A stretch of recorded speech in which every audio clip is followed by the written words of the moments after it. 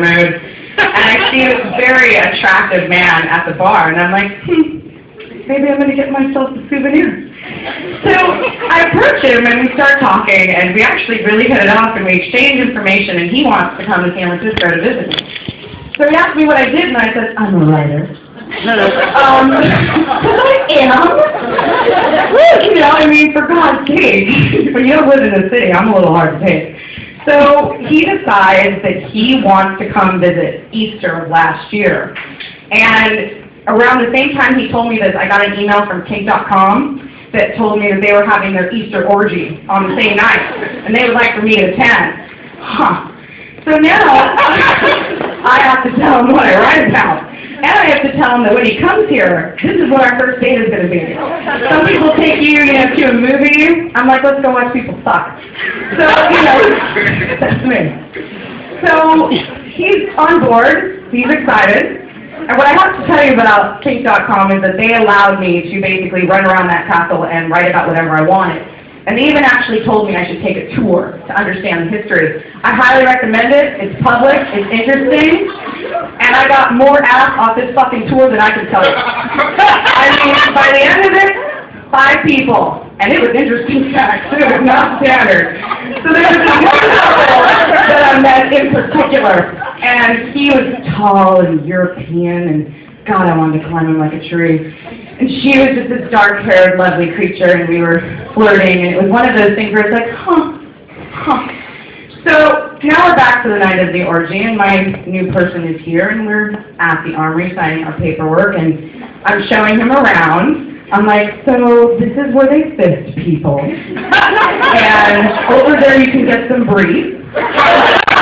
And yeah, so this is my job. And so then, somehow we got separated, and lo and behold, guess who's here but that hot couple? So I'm like, hello, and we talk, and we all admit that yes, we all like one another, and we'd like to get into one another's pants, so why not just here?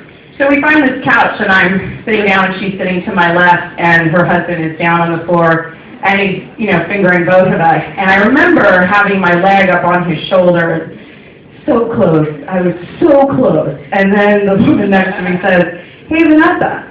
And I'm like, yeah. And she's like, isn't that your date? And I'm like, oh, fuck, I'm on a date. Right. Whoopsies.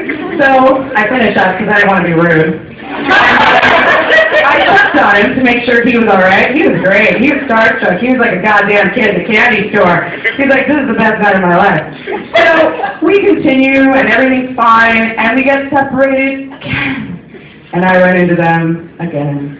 And this time, they're sitting on this table. She's sitting on a table, and he's sitting on a chair, and I'm on his lap, and then I start going down on her. And I remember being in between her thighs, where you can always see a woman's thighs out of the corner of your eyes.